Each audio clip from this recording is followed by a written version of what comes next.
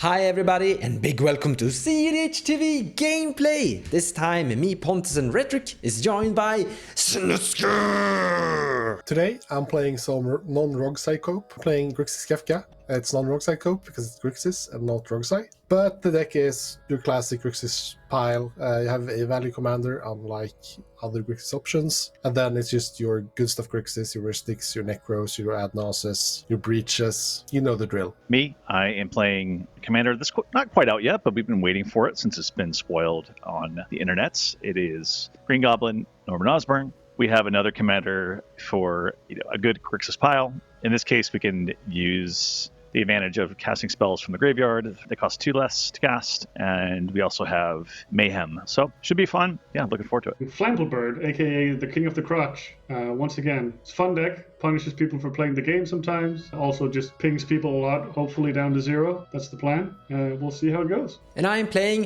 Baylen the Haymaker! I brought a rabbit with me for some extra moral support. But this is basically a token producing rabbit boss, where I've really been interested in testing out the Cabbage Merchant, because he's making a lot of tokens, and that's good. We also have this really cool card that I've stumbled upon a casual player actually playing. For 1 green mana, you get a bunch of tokens, depending on if your opponent has a bunch of artifacts, but for 1 green mana, that's quite good. And then you get a creature later on, but still. This first 7 is too slow. We have like a Draenei Magistrate turn 2, Commander turn 3, and no tokens! Let's mulligan. We are the starting players, so Gemstone Caverns does nothing. We have a Soul Ring, but still, like, even... Nah, this hand doesn't excite me. No, I want better. Rabbit. We are...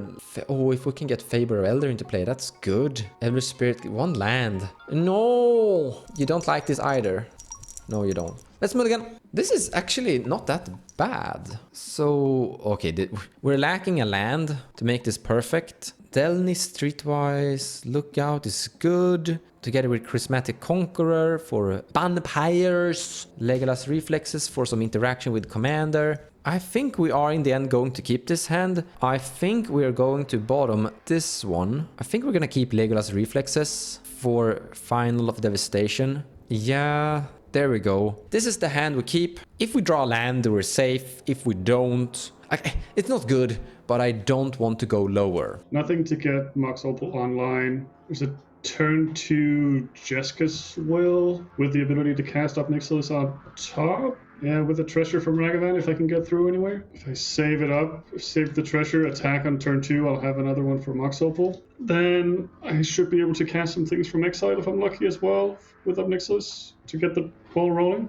It's a decent one. It's good enough. It's always the danger of going into less mana. Being able to get up Nixilis out early and then just drawing into some kind of engine is probably good. So the plan is Scalding Torn of Blood Crypt into Ragavan on turn 1. Probably throw the Mox Opal out there before a fish comes in from one of the 2 Grixis players. Yeah, we'll just try to keep the first 7. We'll see how it goes. This has been a trend in my recent games. I have no lands. I have Promise, but I have no lands. So let's go ahead and mulligan to our second 7. All right, I like this one because Multiplication could be the kind of dead card here, but at least we have 1 piece of interaction. I could get my commander out potentially on turn 1. We get some card advantage that way by drawing a card and discarding a card. However, there's not much otherwise, so I'm inclined to maybe go for a stronger hand just to kind of power out your commander or have a strong game plan. I'm not sure that drawing a card and discarding a card with Norman Osborn is the most effective strategy in this case. So let's go down to 6 and just see what's up. Some wonkiness still here, but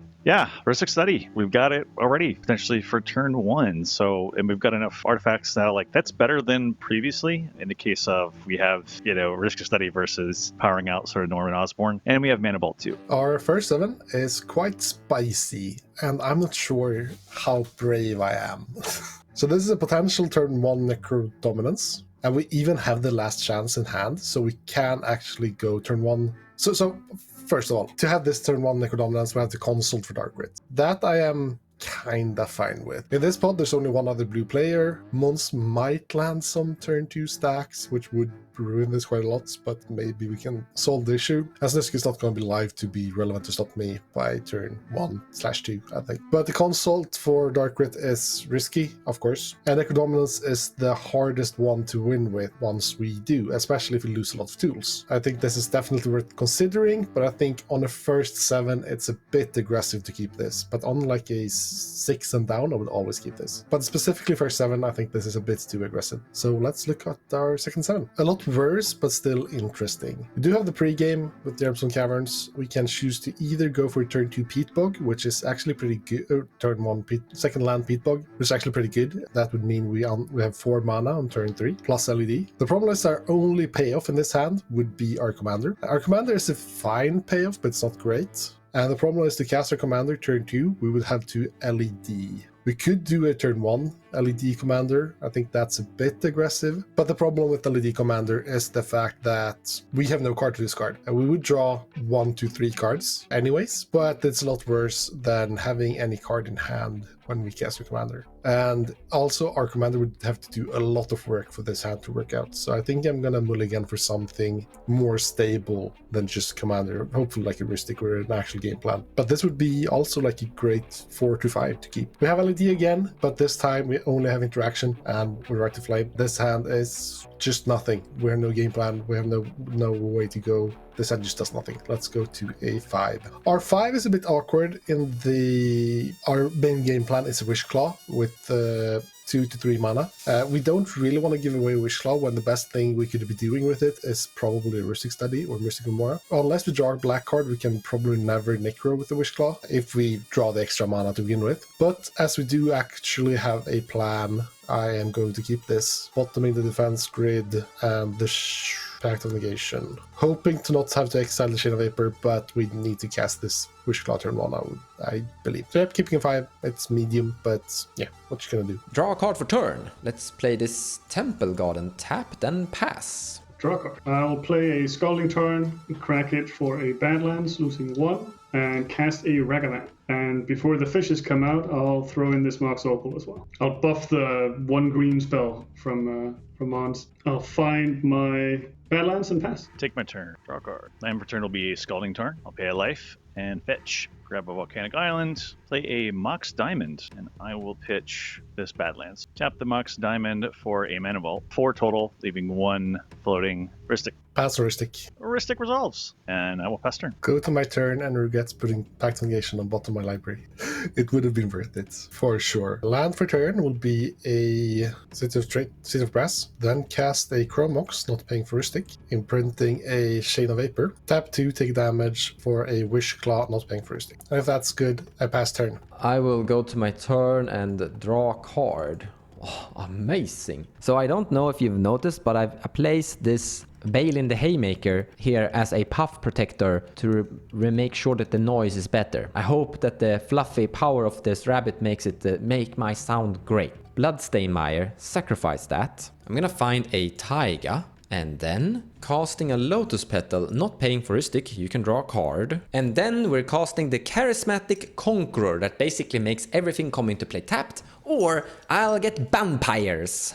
Pass. Not paying for a stick, you can draw a card. Untap, draw a card. I will move to combat. I will swing at the guy with 13 cards in his hand. Give or No take. blocks. You get a Gemstone Cavern. I'm sad. That actively helped you. Play this Ancient Tomb as land for turn. Losing 2, cracking this to cast up Nixilis. I cannot pay the 1. I will pass. Take my turn. Take a damage to this trigger on Ob. I will have my trigger and exile a Untimely Malfunction. I will put a Bloodstainmire into play. Here comes the pain. I'm going to take damage, trigger Ob Nixilis. I will exile a Verdant Catacomb. Underground Sea, under the battlefield. Cast a Chrome Mox, imprinting Ragavan. I think I'm going to go for more gas. We're going to tap out and cast the One Ring. It will come in untapped. I will pass my turn after that. Go to my turn. Land for turn will be a Watery Grave, which I will shock in, taking 2. So if Rhetoric didn't cast the One Ring, I actually had a pretty funny line here, where I get to Necro and make a deal with Snuske to kill Rhetoric with the Necro, like,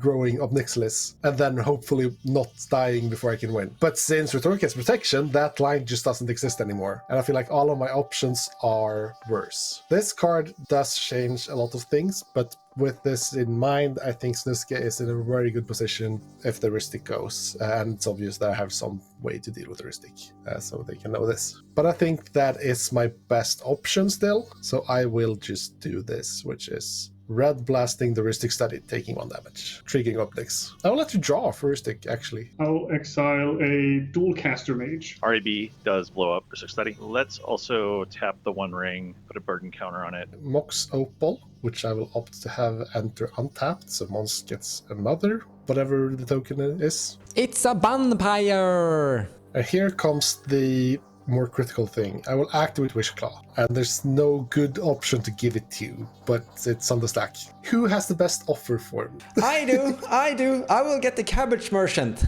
His friends, would you like to do it faster? Would you like to go back to that game, then give it to me? I have a dual caster exile, it's pretty obvious.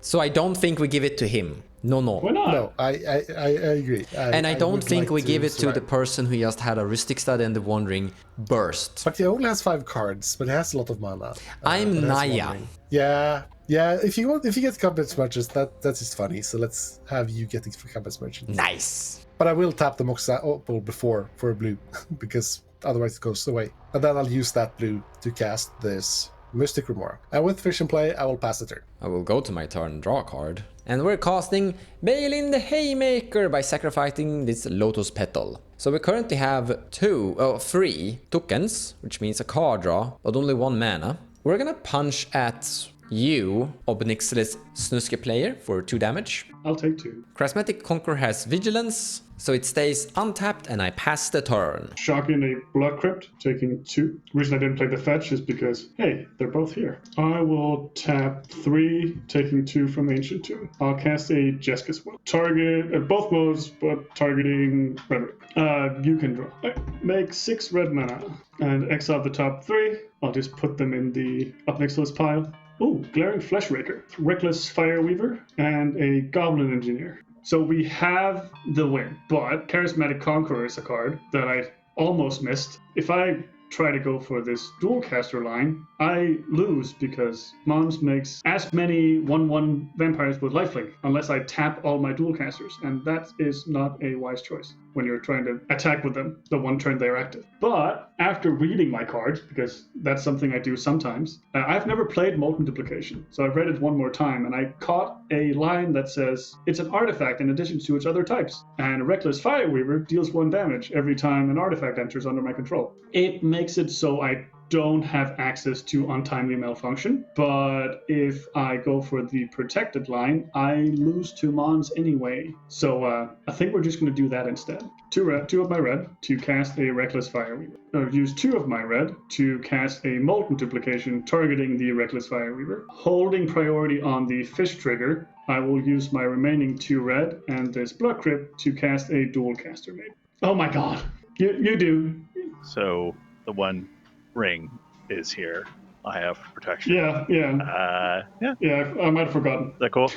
I mean, it's better than dying to 1/1 vampires. This is going to be a lot of up Nixilis triggers with no mana remaining. We can at least build a board. Next turn, Rhetoric will die to just up Nixilis attacking. Maybe we get there. But right now, the way this works is that Molten Duplication is currently targeting the Reckless Fireweaver. In response to the Fish trigger from Pontus, which he won't be able to resolve, I cast a Dual Caster Mage copying the Molten Duplication, which will then, the copy will then target the Dual Caster to make a copy of Dual Caster Mage, which is also an artifact. The Dual Caster Mage enters targeting the original Molten Duplication once again with its ETB trigger, and on top of that, the Reckless Fireweaver will trigger, dealing 1 damage to 2 of my 3 opponents, because protection is a fickly bastard. Gonna tap these 3 and draw a card. Nah, never mind, carry on. And then I will have 40 up Nixilis triggers, because I'm not doing more of them. This will cause Mons and Pontus to die, and me to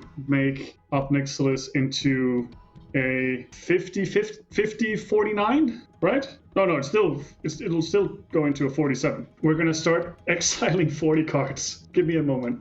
2, 3, 4, 5, 6, 7, 8, 9, 10. 40 cards. I will need the mana just for Entomb and Agatha's Soul Cauldron, which I already have with Mana Mold, Grim Monolith. So I will Entomb the Walking Ballista. I will cast the Agatha's Soul Cauldron. I will tap Agatha's Soul Cauldron to exile the Walking Ballista, giving every creature I have with a 1/1 counter the ability of Walking Ballista. I have a Ob Nixilis with 43 counters, so you have 35 left. So on your upkeep, I will remove 43 counters or 35 counters and ping you down one at a time, which will cause a bunch of triggers to happen, but you will die before that happens. I'll do one, and then I'll do one, and then if you ever try to tap your One Ring for damage, or to draw cards, I'll just do the rest of them on top of that. You decide at what point you want to draw 2 cards. With my screen looking like a board in Casual Magic, I will declare myself the winner. GG's. The Charismatic Conqueror is growing on me, even though on paper it is just a token producer cutie. Kinda like those in the end, but the part where it actually kinda stops a dual caster mage infinite token attack, or just, mass producing tokens in general, just stops that too. In the end, it's happened twice and I still died, so I guess it doesn't matter. But it's kind of cute and cool. It helps when at least someone reads cards and remembers how cards work. Then you can kill people through weird texts on cards. Like, honestly, in a tournament, if someone just forgets about this and they say, I make infinite tokens from this point, and they say, okay, no response, and they just make infinite tokens and use, like, in a tournament, you would lose the game with dual customation if you just ran into it and missed it. Yeah, if you forget about Prismatic Conqueror here, you're done. Like, you don't win that game. You don't lose the game in that you get infinite tokens though, because you have to remind them when they start the loop that you will have a trigger when their dualcaster enters. So you don't let them make infinite and then say you also have infinite. That doesn't actually work because you have to Yeah, sure, but trigger. they won't be able to stop their own combo by adding something like the Fire Weaver. No, exactly. That's very true. After exiling 40 cards and having to figure out how to kill Rhetoric on his upkeep, that required a little bit of help from the sidelines because it involved a card that I've never cast before, which is Agatha's Soul Cauldron. So luckily on this channel, we help each other when we don't find the lethal ourselves. Instead of sitting here like last time this happened, Snuske, you were sitting there for how long? Oh, that was what, 4 years ago now? Yes, It was only 45 minutes. I haven't forgotten. You're kind of the reason why we help each other when someone have 40 cards exiled and can't find the finish. I was a new cEDH player. I didn't know what I was doing. I don't know what you're talking about. In any case, thanks for watching. And the last thing I have to say is, Snuske! Yo.